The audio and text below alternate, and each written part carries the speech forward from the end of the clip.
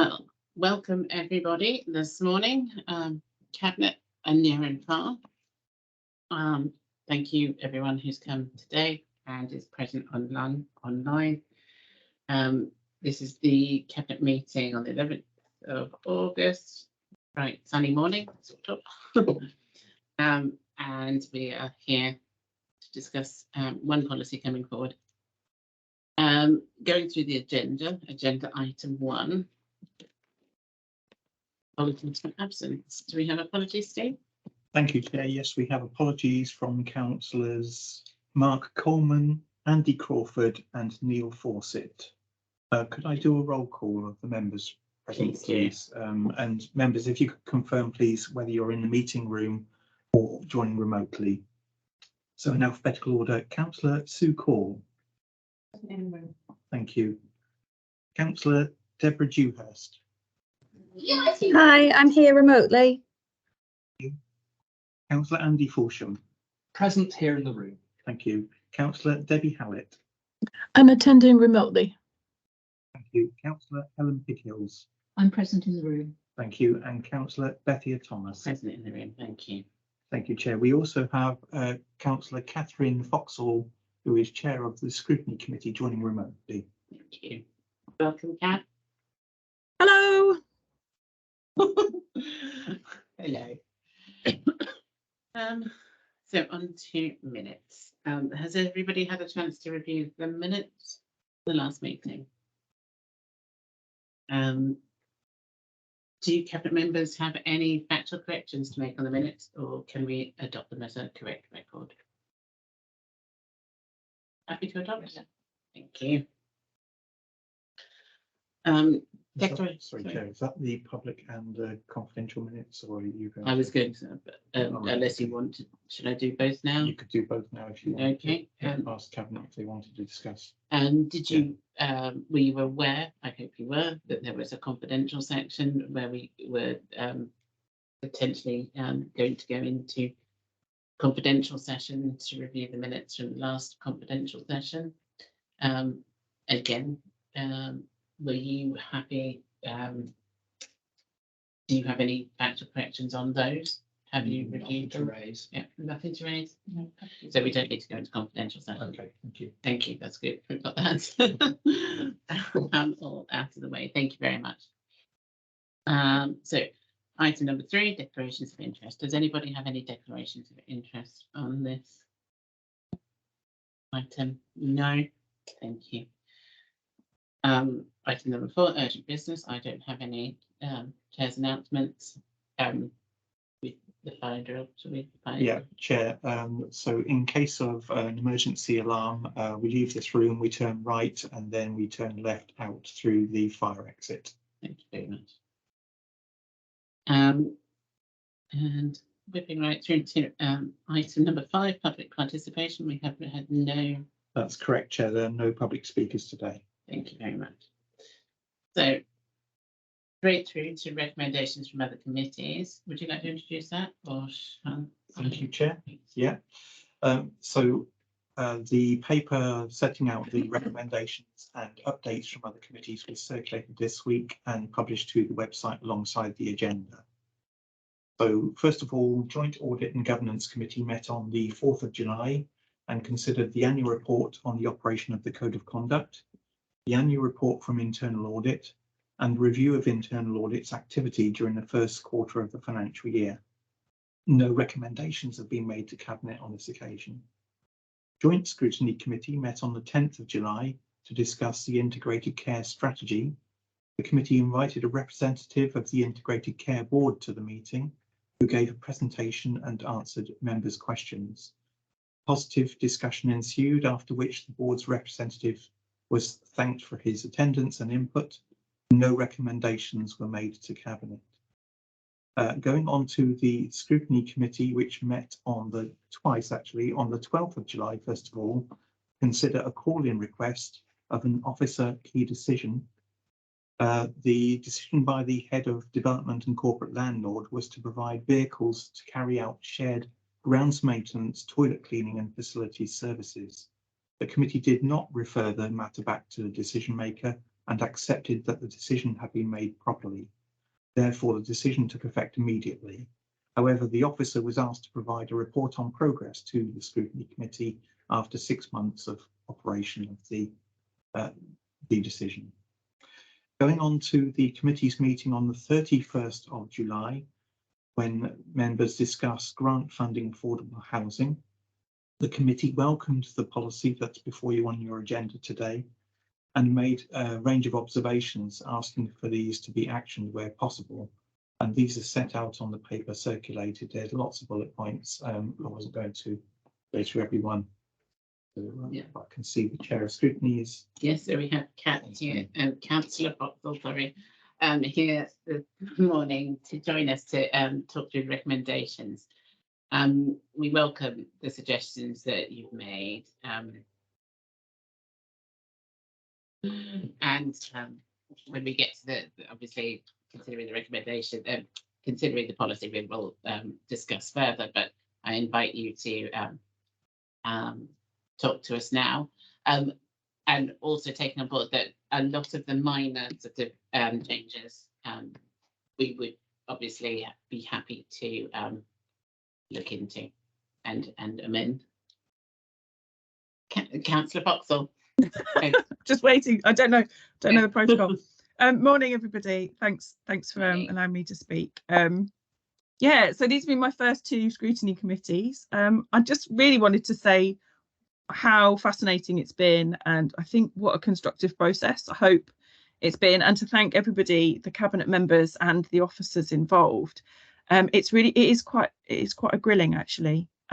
So we do appreciate that these are not easy meetings. But I hope that they're constructive, and I think some of the committee members have got some really good things to say. So it's been a real pleasure to chair these first 2 meetings. So the first committee meeting on the 12th of July, I think that was really clear. I think the only comment really to make to you guys now is that it's really clear that particularly the grounds maintenance teams, the kind of estates teams they've got an enormous amount to do over the next few years in terms of making this transition to electric vehicles, but it's not just about the vehicles, it's about all the tools and everything like that as well. And so as scrutiny and as SEAC committees, I think we're really keen to be involved and to be as supportive as possible, and to really understand the implications of what we're asking the teams to do when we talk about even just simple things such as using electric vehicles instead of internal combustion engines.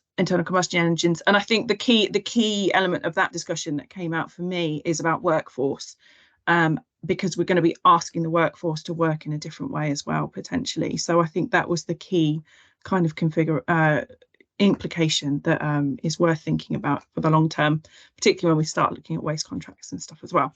So yes, that was relatively straightforward, good discussion. 31st of July, I think the main point really to make about this discussion as well is obviously this is also a discussion that's happening in South Oxfordshire as well this week. I watched their scrutiny meeting on Monday, much the same kind of comments, I think, as us. I think probably they didn't make as many comments as well. But I know I've been in touch with Councillor Arlett, who's the chair of South Oxfordshire Scrutiny, and he's very keen that I think both committees are very keen that we have aligned policy as far as possible between South and Vale, just so that it's possible to implement for the officer team as much as anything, and so that there's kind of as few possibilities for confusion and conflicting. And particularly also for the people like Sohar or the people we're asking to apply, it's going to be complicated if there's 2 different policies. So I'm very happy to help if there's any kind of discussion that wants to be had across South Oxfordshire as well, to include Councillor Arlett and Councillor Bennett as well. But again, they had a good discussion.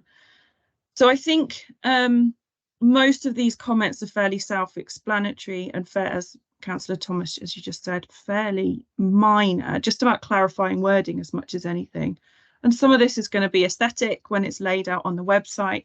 I think one of the concerns that we had as a committee really was that this policy might be more tempting to the much bigger RPs, the registered providers, rather than the smaller community land trusts.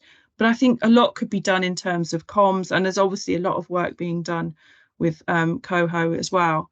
In you know, just in terms of having things like case studies of the Botley scheme that's just being completed, the scheme in Wheatley where you have got zero carbon housing being built by Sohar. So just some case studies to really show the range of examples or the range of projects that are being funded, just to give people confidence that this scheme is more than just on paper, that it's happening in the real world and being realised. So I think some of that will come through comms, through the work that's being done on the website, in terms of the clarity. I think the main discussion we had was about this question of the difference in the and it's this penultimate bullet point on your recommendations document, is on page 3 of the policy, where we've got a slightly different wording between South and Vale, and we had quite a long discussion in Vale about this. South didn't, I don't think they mentioned it at all, to be honest, unless it was in the first few minutes of the meeting, which I was cooking dinner. And I think that it's just this one criteria out of 26 where we're talking about the difference between a score of 0 and 3 for providers that are keen to still use gas boilers. And I think that we felt that we really should be pushing and making a statement as a council as to what we believe in. And I know Councillor Call had some concerns about changing that wording, but I think that's, but I know Councillor Gascoigne felt quite strongly about this as well. And we did have a long discussion.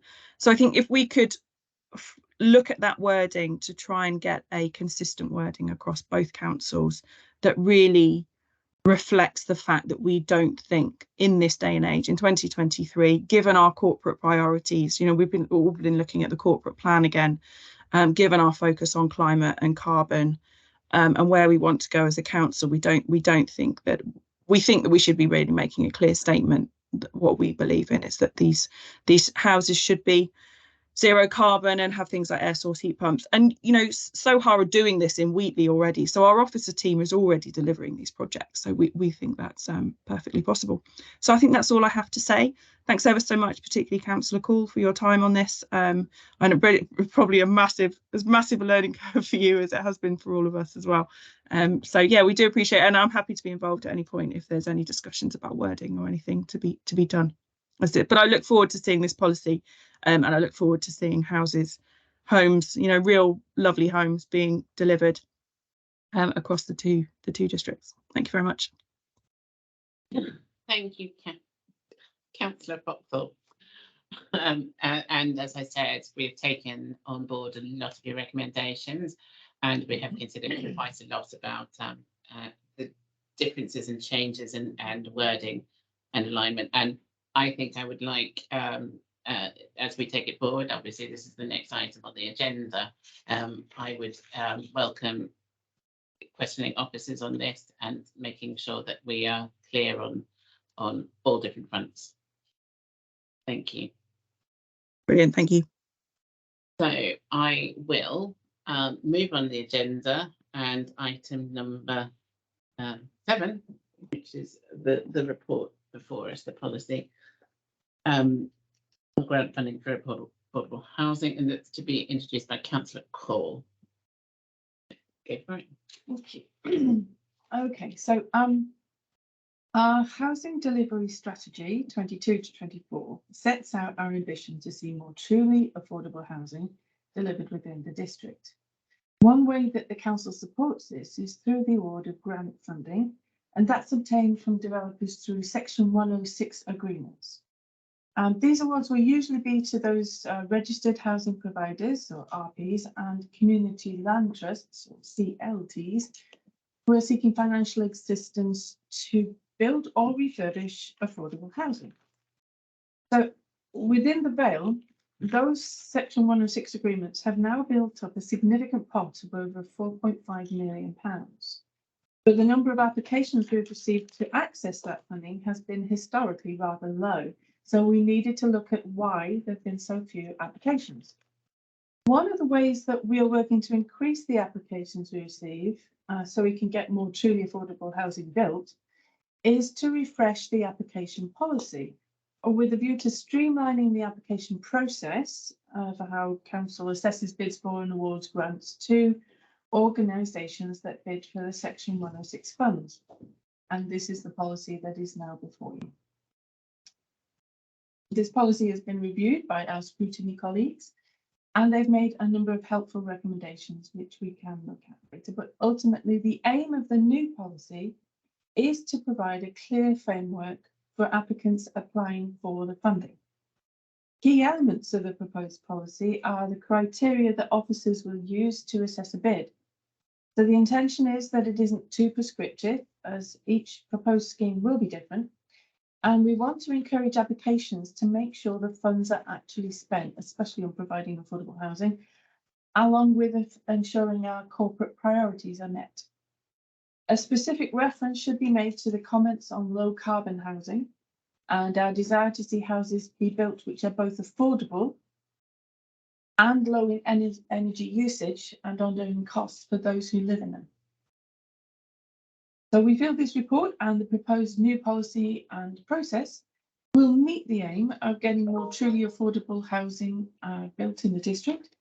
And to make sure it's having the desired effect, we are building in a review of the policy to take place within the new financial year. That's it. Thank you, Councillor Cole. So may I start off, because I think this is slightly different process to the one that perhaps has been presented with previously. We have a lot of recommendations coming through from scrutiny, and because of that, we have wanted to make sure that everything is taken into account. So I would like to note straight up that we have an additional recommendation for this paper. I do actually have it, but thank you very much. I was very organised today, but thank you. So we have two recommendations now. So it is recommended to A, as listed in the agenda, to adopt the revised affordable housing section 106 commuted sums grant policy for the awarding of S106 grant funding to affordable housing projects in the district. And now B, a new recommendation, to authorise Deputy Chief Executive Place, in consultation with the Cabinet Member for Affordable Housing, Infrastructure, Development and Governance, to make any minor amendments and corrections to the policy. So that is giving us some opportunity to modify the wording in this policy to take into account scrutiny without delaying the policy any further, because we felt it necessary that we want to move on with this policy. We want to provide homes, have the ability to provide affordable homes for residents in our district, and would like to make sure that we work together to get that done. So, taking notes on Councillor Foxall's discussion, then, if possible, could I invite Suzanne Malcolm just to answer a few questions that may have been raised by that discussion, and just so we can get some clarity on that. Would that be possible, Suzanne? Hi there. Nice Hi, to see you. yeah, I'm happy to answer any questions. Thank you. So just from me, sorry, I'm being a hog. But from Catherine and Councillor Foxall's discussion there, I wanted to understand officers' views of the necessity for alignment between the two councils. And obviously that feeds into the wording, and I think those are that links in together, the wording around gas boilers and the low carbon housing. So I think that's the main point of alignment that we need to discuss, and whether there are any good reasons for divergence between the two councils, or any explanations why there might be divergence between the two councils, or non-alignment perhaps, and whether officers do think that it is an insurmountable problem if we were to decide that they weren't going to be 100% aligned, and how much those two policies could potentially diverge. As Councillor Cole said, we want this policy to meet our priorities, and that is affordable housing and low carbon housing. But we want to make sure that we're not excluding anybody. And as Councillor Foxall also pointed out, she suggested that this policy might be more tempting or more agreeable to larger developers. And I wanted your view on that. And I can't recall from the scrutiny discussion, but it seems like a long time ago now. Any suggestions of, as Councillor Foxall said, about understanding, promoting case studies, as in the Botley case study, and whether that were plans for that on the website, just to understand the scope that of what the type of developers that we would like to include in this policy. So we would like to win small, large, everything, and whether that's sort of been taken into consideration. So that's sort of 2 points, a bit rambly, apologise, but 2 points. So one on alignment and one on whether you think we are just sort of appealing more to larger developers. If you could answer those, that'd be really good to start with. I'm sorry. Okay.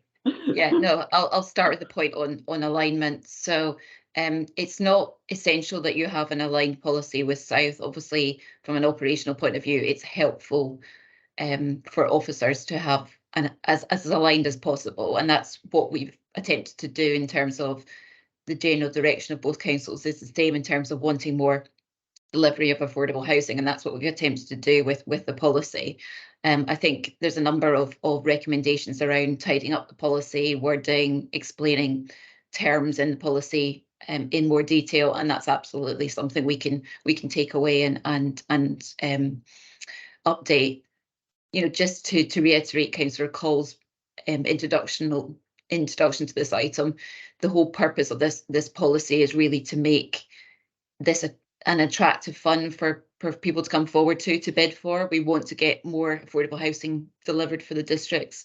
So the more that we can make that clear to applicants, and that's the whole purpose of doing this policy. We do have an existing policy, but the housing strategy recommended that we needed to align that strategy more and make it more visible to applicants to try and ensure more delivery of affordable housing, which is why we've brought through this updated policy. So absolutely, we can take that and update those changes.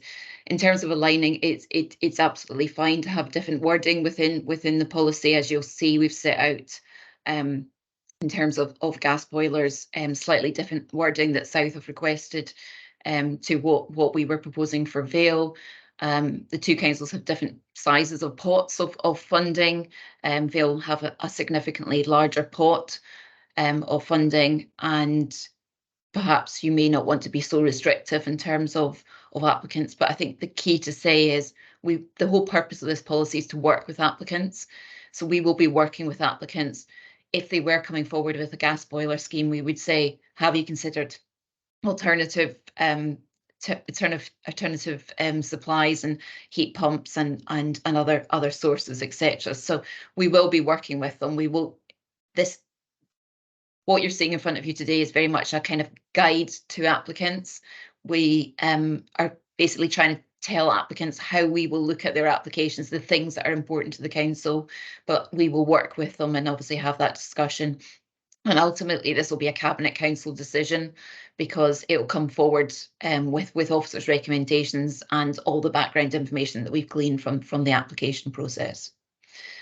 So moving on to how we promote, obviously, as I said earlier, we want to have more applications. We want to get it out there. Case studies is absolutely something we can do. The Cumnor scheme has just recently opened, and I believe the last occupant is now in that development. So it's a really live case study that we can certainly add to the website. We're very keen to work with not just the big developers, the big RPs, but also the smaller ones like Oxfordshire CLT, who delivered the Cumnor scheme.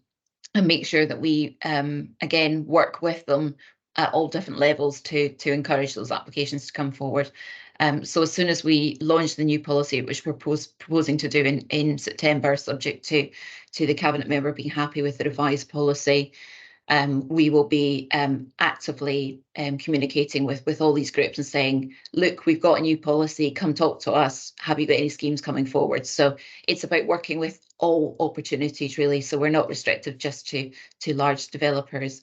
And again, just to reiterate, the policy is a guide to them in terms of the information we will be seeking, and making that clear, because prior to this policy coming forward, we perhaps weren't as clear as we could be with applicants, and there was a lot of toing and froing. So the purpose of this is to really give them an indication at the outset as to the information we're going to need from them. Thank you. That's reassuring. And I'm really glad to hear that you are doing as much as you can to reach out to all developers of all sizes. And getting back to the first point, that by tidying up and accepting the changes that were suggested by scrutiny on all of those sort of tidying up things, will align the papers more.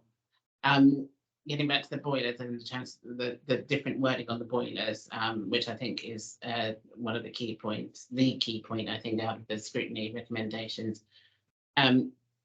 It's may I completely reiterate that it's not in our intention necessarily we do not want necessarily to have to be providing houses with gas boilers, homes with gas boilers. And it would be our last, if a scheme was to come forward of any size developer, and they said, we've got this scheme and it includes gas boilers, we would do our utmost to make sure that we work with those developers. I would say, and I think this is the intention of the rest of the Cabinet as well, that we work with those developers to say, well, we don't want gas boilers, don't you know? Probably not the best idea. And we develop a relationship, and I think that's what Suzanne was talking about there. And while I do understand the desire to just say we don't accept gas boilers and developers that have gas boilers, by taking on developers who might have not considered anything other than a gas boiler, and then working with them to improve their outlook on different options, then I think we're doing something that may improve the overall vision of developers right across the district, that they are taking on board more green options. If I may, if I may, could I just jump in here? Just one comment. Yeah, happy to. Sorry, thank you. Sorry. I think this is the discussion we had in scrutiny, and I think the key point here is that we're not talking about telling developers they can't put forward schemes with gas boilers. What we're simply saying is that in one criteria out of 26, you will be marked 0. So feel free to put your scheme forward with gas boilers, and if it's really good in all other respects, it will still get high marks.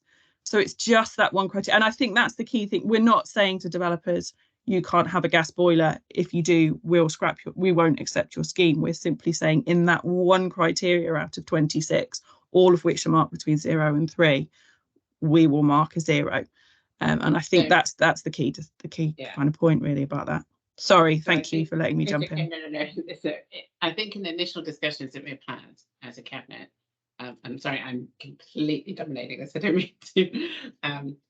We had two main ideas. One, to strengthen the wording around that and say that it is our desire to have carbon neutral housing aligned with that. And I'll bring Suzanne back in again on this as well.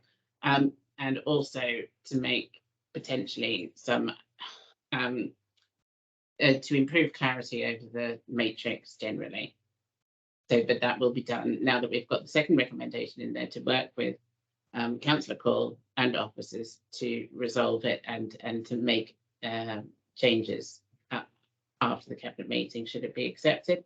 That's what we'll be doing. Can I get confirmation from you on that and my understanding, Suzanne? Yeah, so on the gas boilers, we will look at the wording and emphasise the point that your objective is to deliver low carbon housing, and therefore we should be looking at low or zero carbon developments coming forward, and we'll tighten up that wording because it is a bit it's a bit vague at the moment. So we will tighten that up. Again, the matrix as well. We'll make sure that it's clear. We'll make sure that it's clear to applicants that it's a guide. It's a guide of the things that we need to capture, the important points, the points that are important to cabinet and to council in terms of approving any scheme.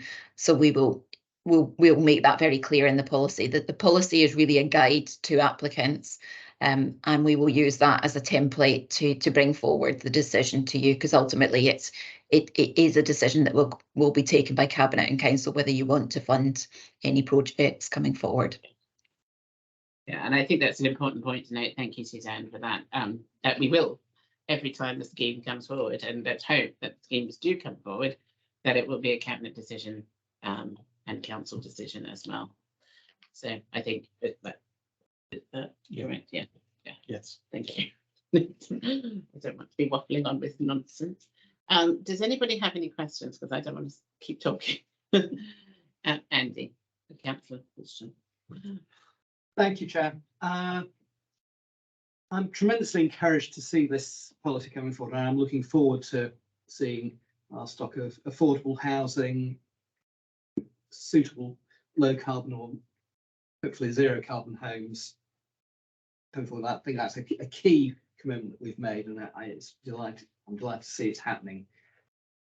Could anybody give me an idea of timescales when we'll be expecting to see the first of these schemes come forward? And in a related issue, what safeguards are we putting in place to make sure that a number of sort of schemes that are only sort of just qualifying under our criteria don't then crowd out potential better schemes that emerge later on because they've maybe taken longer to prepare? Yeah, so I'd love to hear some feedback. Yeah. Suzanne, could you come back on that one? Yeah, so as I said, hopefully, after tidying up the policy, we can get it live in September. That's not to say we're not already working with RPs and developers at the moment, because obviously we have an existing policy. So we are in active conversations about potential applications that we will then score through this new policy. I think typically, to answer Councillor Folsham's question, I think typically it's been taking around 10 months for applications from start to formal decision process. And part of introducing this policy is to make that process quicker and more streamlined. We haven't as yet been in a position where we've had competing applications coming forward. Absolutely, we hope that will be something that happens, because the whole purpose of this is to generate more interest and more applications coming forward. But that's what, and again, another reason to have the matrix is to have that scoring so that we can present members with a choice, really, in terms of applications you might wish to support in terms of applications coming forward.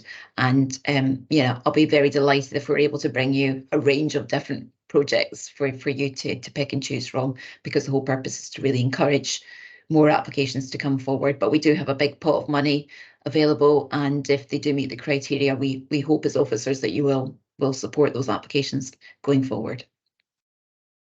Thank you. Is that Thanks, my question. Thank you.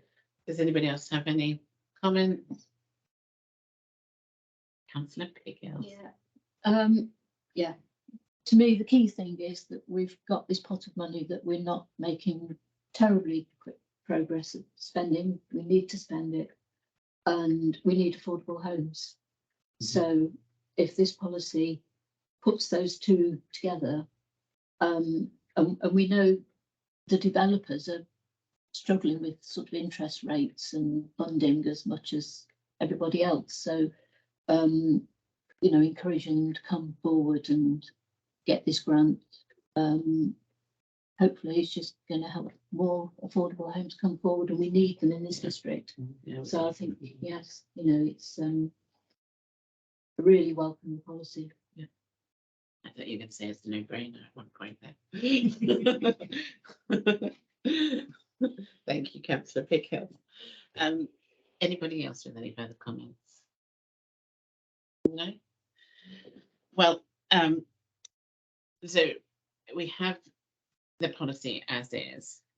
We've discussed it through, and we've discussed the implications coming from the recommendations from scrutiny.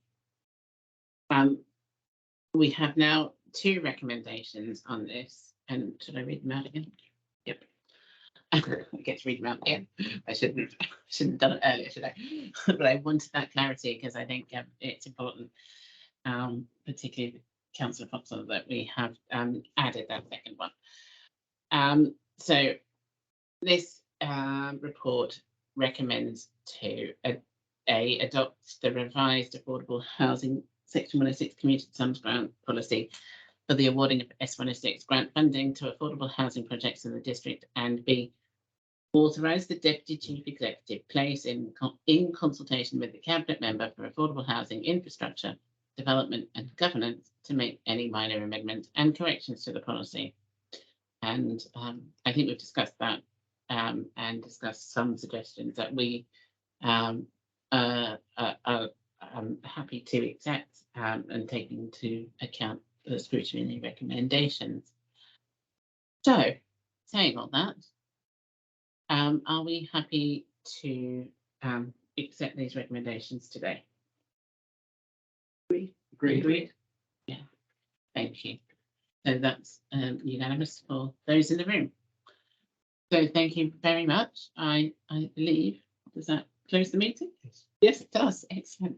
So that closes the meeting. We do not need to go into confidential session for the next items because we've already agreed that we're happy with those minutes. So thank you very much, everyone, for coming along.